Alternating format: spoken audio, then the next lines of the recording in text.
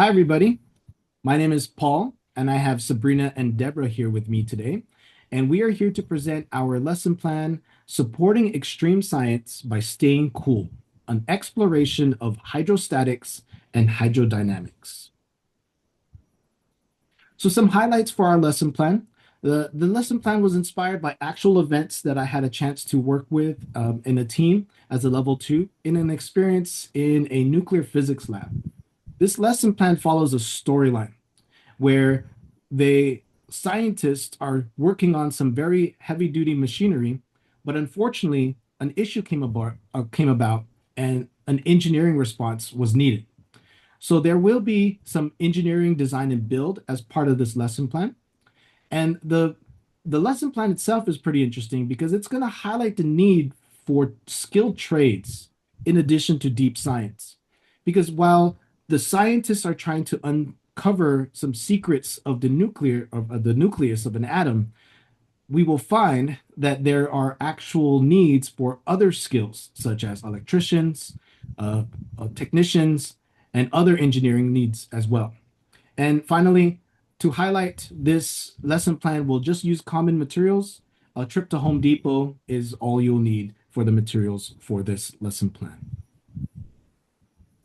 For the engage portion, we're going to set up a plan where the students are going to set up a collaborative environment where they're going to get to know what the roles that make up a science research team.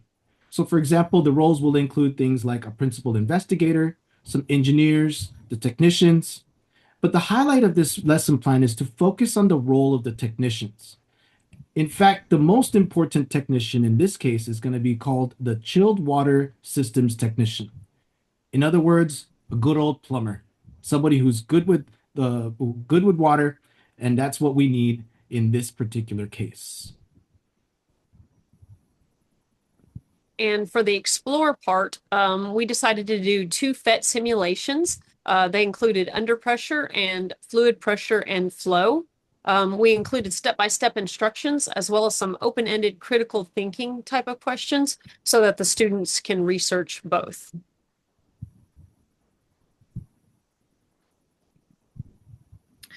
So in the explain portion, it's a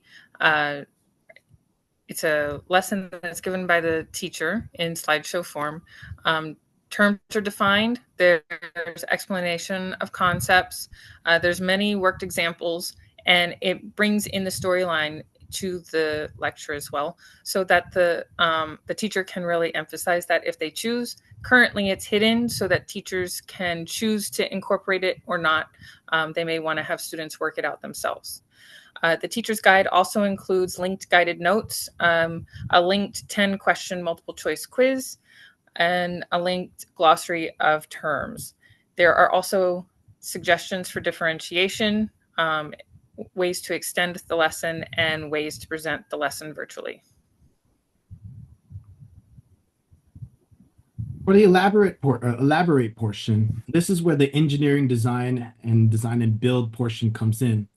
The students are going to be challenged to design and build a gravity-fed water delivery system, which provides a precise rate of water flow.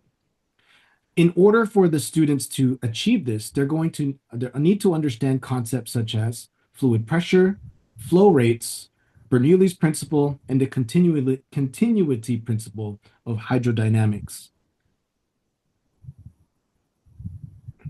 And finally, to evaluate our students' learning, this again is inspired by some real-world requirements because the students, after they've designed, built, tested, they will now need to provide an after action report, which is in our case, a presentation or a poster. And the goal is that the students will provide a summary of their engineering response.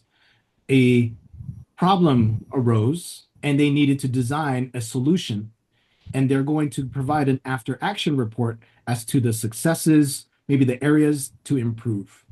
And the goal for this is to ensure that the students are being reflexive about their learning and their understanding. What did they learn? What were they able to apply, and what they can apply for their learning? And that concludes our presentation. Thank you very much.